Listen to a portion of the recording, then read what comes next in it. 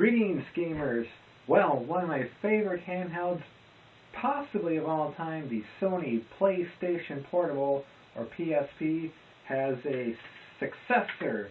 And today on Game Time, we are going to be taking a look at the PlayStation Vita and what it has to offer. So stay tuned, and let's see it in action next on Game Time.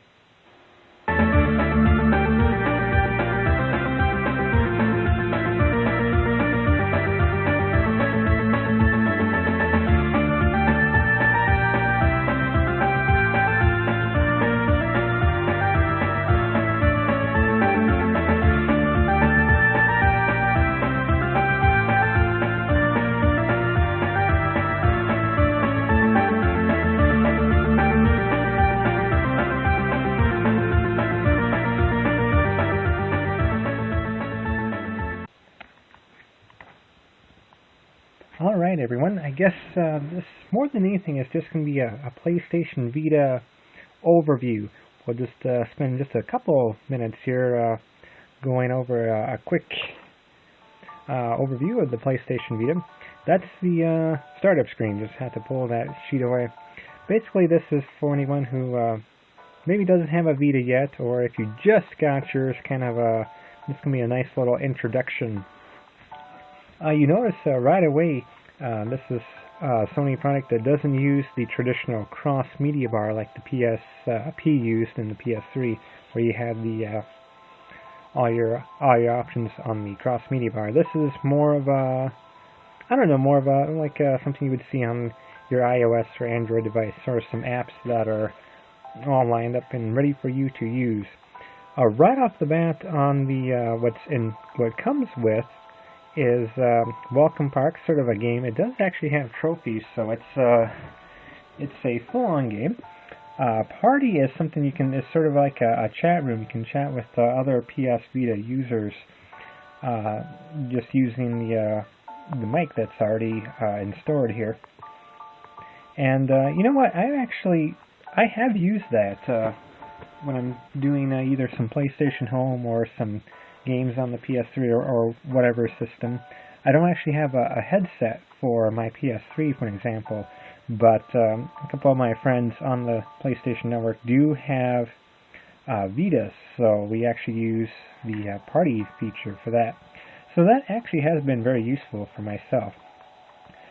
There's a nice camera on here, and you can use camera or take a look at your gallery, pictures you have taken or downloaded from the internet. These are interesting. Once you want to get rid of a particular app, you can just kind of peel it away like so. Near is kind of a fun little feature. This kind of shows you anybody within just maybe like a 3 or 4 mile radius who has some Vitas as well close by. They don't show you exact locations, but they kind of give you their screen name and what they've been playing on their Vitas and whatnot. Group messaging kind of like works how it does on the PS3. You can send and receive messages. There's your internet browser. We'll take a look at it here in just a moment. The content manager as well. You can kind of transfer any music, movies, pictures, whatever, videos from your PS3 onto your Vita, and vice versa. Has been a fun little feature thus far. And I'm using the D-pad to kind of roam around the menus. You can also, since it is touchscreen, swipe your thumb back and forth. So it also comes with a built-in music player, of course. You can play your music. I really like the music on some of these Sony devices. Even on the original PSP, music sounded like really, really good. But Sony is known for some great audio. Videos as well, like I said, if you have a PlayStation Store account, you can rent some movies or maybe buy some TV shows or movies to put on your Vita. And you can also download videos as well. Remote play is pretty much, for anyone who's used that with the PSP, pretty much use this, can connect to your PS3, and you can see whatever is on your PS3 screen on the Vita screen as well. So if you're still connected over the internet, or even if you're in the bathroom sitting on the toilet, you can take a look at what content is on your PS3. Maps sort of works like a Google Maps. It's nearly as good. There's no complaints there. Email, pretty much check your email. No thrills with that. So on the PlayStation Store, they do give you some apps you can download for free, actually, complimentary apps. Facebook, the YouTube app on the Vita works very, very well. It's probably been my favorite mobile YouTube app so far. It's better than it is on my phone and tablet, actually. Skype works very nicely. Netflix, gotta like that addition. That is on here. Settings, of course. So, now let's take a look at some of the games you can get. Oh, this is also another fun little app. I'll even put that one in right now, just because I kind of like it. Especially if you have younger kids or any particular artist in the family. This is Paint Park, where you can use to kind of just doodle. Thank you. Doodle or write messages here. It's nothing special at all. It's a free app as well. Apparently just all touchscreen. I'm kind of, my tablet's in the way. I'm not exactly.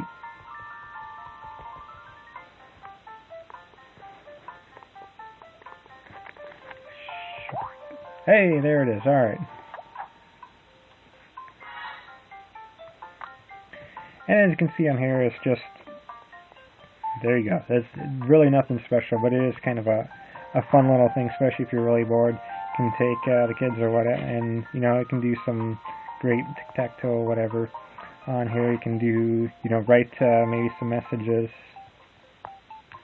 as well. So, and definitely nothing too special, but it's a fun little app. Also, as well, when you're playing games, you can just hit this little PlayStation button. That kind of works as your home. You can get to your home screen from there. So these are a couple games I have purchased on the PS3 that I transferred on my Vita system here, MotorStorm. Here's the two pinball games that I really like. Retro City, that's sort of our NES GTA type game. Escape Plan, very recommended. It's only on the Vita. I think it's only available for download as well. Like, you can't go and buy it in stores, so it's definitely a very recommended download. PlayStation Home Arcade. Any arcade games they have purchased in the PlayStation Home, that's sort of our online Sims, of course, can be played on the Vita as well. Let's do that here real quick as well, since we'll just showing off a couple of the apps. While we have a spare moment here, so I got, of course, the Vita came out in February of 2012. Late February, I'd say. I picked it up as huge of a fan as I am of the PSP. I really wasn't in the mood, and at the same time couldn't really afford it at the time it came out. But I did get it in October, and I definitely like it. I think it's just a great system. It's a great handheld multimedia system to have. Be able to play your music and movies, and definitely is something if you have some PlayStation friends, you can sort of send messages to them, use your Skype, use your party, use some maps if you like. Here's one of the games I had purchased in the PlayStation Store on PS Home, actually. And lo and behold, we can actually go and play it here on the Vita. We'll probably do a future look at PlayStation Home. I did a pretty good review on my old channel, Let's Play. We sort of did a two-part series, but I think I can bring that to GameTime and spice it up to make it a little bit better. So that's an example of one of the few arcade games you can play on.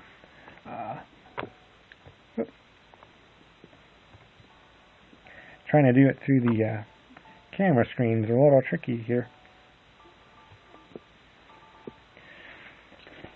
The three actual cartridges that I do have for the Vita are Street Fighter, Black Ops, and Uncharted as of this time.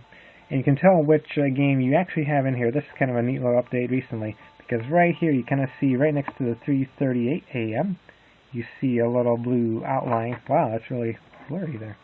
You see a blue outline of Ryu. So Street Fighter Cross Tekken is currently in the system here. how I laid mine out, this next page is devoted to PSP games, digital PSP games that I've had. GTA Chinatown Wars, highly recommended, by the way. Street Fighter Alpha 2, this is a PS1 game. I did have a couple other PS1 games, but due to lack of memory space, since I only have an 8 gig card, because Sony's Vita cards are a little outrageous in price. They're ridiculous. So I only got the 8 gig card, and already running very low on space. So it can play PS1 games very well. Not all of them that are on the store can be played on the Vita just yet. They're working on it, and we are seeing more added every now and then, but it's really not a huge collection so far. Digital PSP games, kind of the same way. Not every single PSP game can be played on the Vita, but it looks like there is quite a few, right? I would say 250 to 300 range of games that can be played. This is a PlayStation Mobile. Sony recently on some of their devices like the Vita, like their smartphones and tablets, have done a PlayStation Mobile. And these are a couple of games that I've downloaded here. Super Crate Box. Let's check that one out here in just a moment. Oh, I don't want to download a new version if that's going to be the case. And here's some of the minis that I purchased in the past for the PS3 and the portable as well. That I actually have more than this, but these are sort of a top 10 that I thought would go very well on the Vita. And really just don't take up all that much space. So that's kind of how I arranged my home screen. I sort of have the minis here, mobile games, PS1/PSP, Vita/PS3, transferable games, as well as the Vita games themselves. And then the first two pages kind of loaded down with apps. So, what do I think of the Vita thus far, being a huge PSP fan? I got the PSP March 24th, 2005. That's when it came out here in the U.S. That's when I picked it up, just a day before my birthday, so I remember that day pretty well. A few months after having the PSP, I was still very obsessed with it. I knew we would see some great, at the time, Grand Theft Auto, Liberty City Stories was coming for it. Was really obsessed with it there for quite some time. Plus, it was really my first portable MP3 player as well, so I definitely had saw quite a few uses and the ability to get online. That was very useful. I had to say I'm not in love with the Vita as much as I was the PSP, probably about 6 or 7 months into owning one. I think I was still very passionate about the PSP at that time. Whereas with the Vita, it's kind of calmed down a little bit. Not that there's a lack of great games. There's an exclusive Little Big Planet, Assassin's Creed, as we see here, an exclusive Black Ops game. I know quite a few Call of Duty fans. I like just the Black Ops series myself. I'm not that obsessed. An exclusive Uncharted game. There's exclusive Hot Shots Golf, Ridge Racer, Wipeout. There's just a crap ton of good Vita games out there already. But I don't know. I think it just needs to come down in price a little bit. Those proprietary Sony Vita memory cards, ridiculous prices. You can get a 32 gig for $100. That's how ridiculous they are. And I think that kind of turns some people off. And some of the games can get kind of pricey too, because even with the Black Ops, you can get some great shooters on your phone or tablet, like Nova 3 comes highly recommended to me, or if you are a fan of more of the Black Ops style, what's that game? Modern Combat 4. The Modern Combat series in general, but I have the 4th one on my tablet. It's just really good, playing it on the phone and tablet. And that's only $6.99. You can get some great games for 99 cents, $2, $3, that some people, when they see a game like this, because I think Black Ops Declassified was $49.99. It was a full price game. So, also, side note, you can kind of see friends who have the game. You can kind of see what how they are doing. So you can kind of check up on some of the activities and stuff they've been doing as well. So, But no, that's my thought. I think games kind of need to come down in price a little bit for the Vita. The Vita still, at the time of this filming, is still $249.99. I think, and not that it's not worth it. It's definitely well worth $250. But with a lot of the apps and stuff it can do, it has a great camera and everything. I don't know. I think just with so many other alternatives that are out there, it needs to come down in price. Games need to come down in price, and we need to see some enthusiasm from Sony behind it. They've been promoting it very well, but really in this 2013 here, we haven't seen a lot of great promotion from them. But I know some great games are coming forth. There's a great Killzone game, for example, coming out.